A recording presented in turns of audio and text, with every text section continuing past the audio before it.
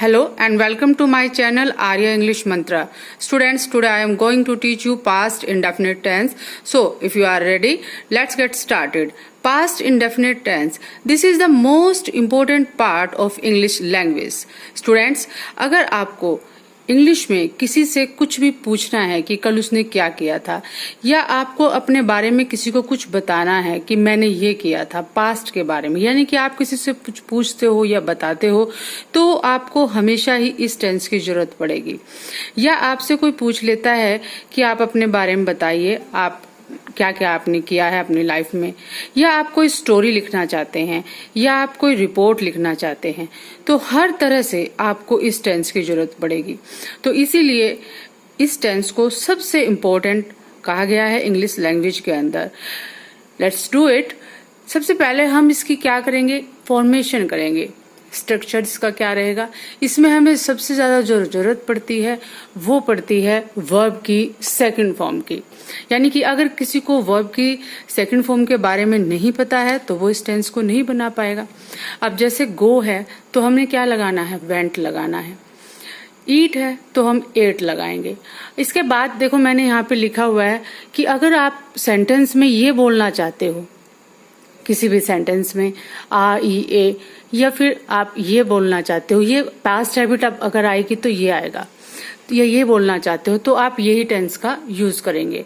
Let's see, for action completed in definite past tense. ऐसा काम जो एक निश्चित समय में पास्ट में हुआ है, यानी कि जैसे ये येस्टरडे आपको दिया है, 1999 दिया है। अगर ये नहीं दिए होते तो हम इसको प्रेजेंट परफेक्ट में भी बना सकते थे। बच्चों को कंफ्यूजन हो जाता है कि हमने ये टेंस कैसे बनाना है। अगर आपको टाइम दिया हुआ है, या आपको ऐसा लग रहा है सेंटेंस को देख के कि इसके बारे में हमें टाइम का पता है, तो आप उसको कैसे बनाओगे, पास्ट इंडेफिनिट में बनाओगे। तो ये कुछ एक वर्ब होती हैं, एडवर्ब ऑफ टाइम होती हैं, जो अगर आ जाती हैं किसी सेंटेंस के अंदर तो हम इसी टेंस का यूज करेंगे। जैसे है yesterday, yesterday morning, yesterday evening, या फिर द डे बिफोर यस्टरडे। आप चाहें तो इन एडवर्ब ऑफ टाइम्स को लिख सकते हो। The other day, ago, last morning, last week, last month, या फिर इस तरह से किसी भी मंथ का नाम यदि दिया हुआ है, इन मार्च, या फिर कोई साल दिया हुआ है, इन 1942। इस तरह की जब आपको वर्ड्स दिखाई देते हैं तो आपने उसमें क्या लगाना है, पास्ट इंडेफिनिट टेंस लगाना है। देखो बेटा, मैं आपको और बताती हूँ कि कुछ एक एडवर्ब ऑफ टाइम होते हैं। जैसे हो गया टुडे। अब टुडे में क्या होता है, इसमें भी हम पास्ट इंडेफिनिट का यूज कर सकते हैं, लेकिन इस तरह के सेंटेंसेस में हम प्रेजेंट परफेक्ट का भी यूज कर सकते हैं। ठीक है, जैसे दिस मॉर्निंग है, दिस इवनिंग है, दिस वीक, रिसेंटली। इस तरह के सेंटेंसेस में हम दोनों का यूज कर सकते हैं। तो अगर इस तरह का सेंटेंस हो गया, जैसे मैं आपको एक छोटा सा एग्जांपल दिखा देती हूँ। ही सॉ मी, अगर यहाँ पे लिखा है टुडे, तो आप इसमें ही सॉ मी भी कर सकते हो, और आप इसमें क्या कर सकते हो, हैज सीन, दोनों आप इसमें कर सकते हो। क्लियर हो गया बेटा। इसी तरह से जैसे he saw me this week, he saw me this week, और he has seen me this week, दोनों तरह से आप इन सेंटेंसेस को कर सकते हो। अब देखते हैं अपना फर्स्ट जो रूल है। He went to Mumbai yesterday, this building was built in 1999। Second rule, completed action in past. कोई भी ऐसा काम जो पास्ट में बिल्कुल पूरा हो गया, जैसे कोई स्टोरी हमें बतानी है, या कोई रिपोर्ट हमें देनी है, या अपने किसी काम के बारे में, जैसे the peon bought a cup of coffee, I did not come to school, मैं तो स्कूल नहीं आया था।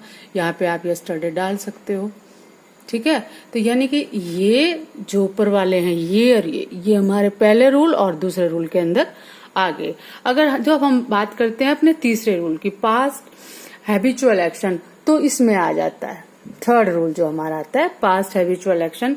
इसमें लास्ट में ता, ती, ते, थे जब हिंदी में हम बोलेंगे तो ऐसे आएंगे।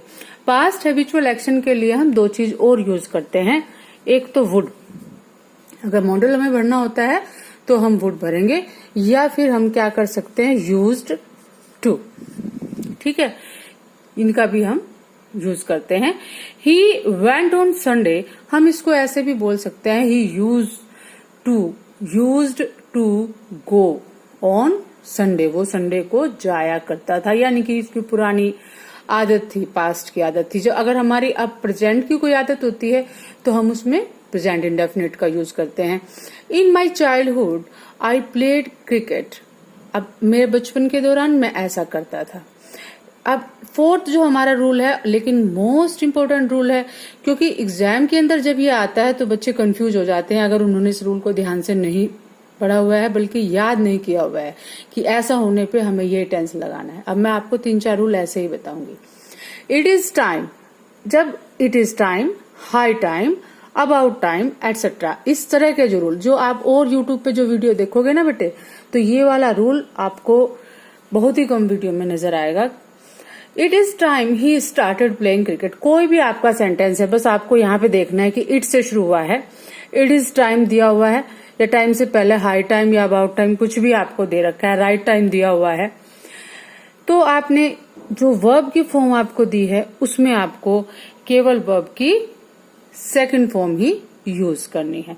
आई थिंक आपको अच्छे समझ में आया होगा। अब हम बात करते हैं नेक्स्ट पॉइंट की। नाउ सपोजिशनल सेंटेंसेस, जिन सेंटेंसेस के अंदर ये इस तरह के जो कंजक्शंस यूज होते हैं, चाहे ये सेंटेंस के शुरू में होते हैं या फिर सेंटेंस के बीच में होते हैं। If, as though, if only, I wish, we wish, he wishes, she wishes, they wish, इस तरह के सेंटेंसेस हैं। Let's see, if I became the PM of India I would solve the problem of poverty, यानी कि इस तरह की वो विश कर रहा है, सपोज कर रहा है कि अगर ऐसा हो गया तो, ठीक है, कई बार बीच में भी आ जाता है। I wish I were a bird, इस तरह के भी सेंटेंसेस होते हैं। नेक्स्ट पॉइंट इज, अब इसमें भी आपको जो है ध्यान रखना है कि ये सपोजिशनल सेंटेंस है, खास तौर पे क्या कि इसमें वुड आया है, ठीक है, तो आपने यहाँ पे क्या लगाना है, बिकेम लगाना है। और अगर बिकेम लगा हुआ है और मॉडल फिल करने के लिए आया है तो आपको वुड लगाना है। नेक्स्ट कंडीशनल सेंटेंसेस, कंडीशनल में क्या होता है कि यदि ऐसा हुआ तो मैं ऐसा करूंगा, वो कंडीशन रख दी जाती है। If you reach in time you might catch the train, अगर तुम समय पर पहुंच जाते तो तुम ट्रेन पकड़ सकते थे। ये भी बिल्कुल फिक्स है कंडीशनल सेंटेंस के अंदर कि यहाँ पर रीच्ड आया है तो यहाँ पर माइट आएगा, माइट आया है तो रीच्ड आएगा। एंड नेक्स्ट सेंटेंस, ये आपको इट, जैसे इट इज टाइम वाला मैंने आपको बताया था, ये बताया था, और ये वाला जो बताया था, ये आपको एक तरह से अपने माइंड में फिक्स रखना है। अगर इस तरह का सेंटेंस पेपर में आता है तो कंफ्यूज होने की जरूरत नहीं है, यही इसमें आपको फिल करना है। Next sentence is in past perfect tense. आपको पता भी है कि जब पास्ट परफेक्ट टेंस हम करते हैं उसमें दो काम होते हैं, एक पहले और एक बाद में। तो जो सेकंड जो एक्शन हमारा होता है उसमें हम पास्ट इंडेफिनिट टेंस का यूज करते हैं, यानी कि वर्ब की सेकंड फॉर्म यूज करते हैं। एंड जो काम हमारा पहले होता है उसमें हम क्या यूज करते हैं, पास्ट परफेक्ट टेंस का यूज करते हैं। ये चीज याद रखने वाली है। आई होप आपको पास्ट इंडेफिनिट टेंस बड़े ही अच्छे समझ में आ गया होगा, कोई कंफ्यूजन आपको नहीं रही होगी, और अभी आपको इसकी केवल प्रैक्टिस करनी है। That's it for today students, see you soon in the next video, bye.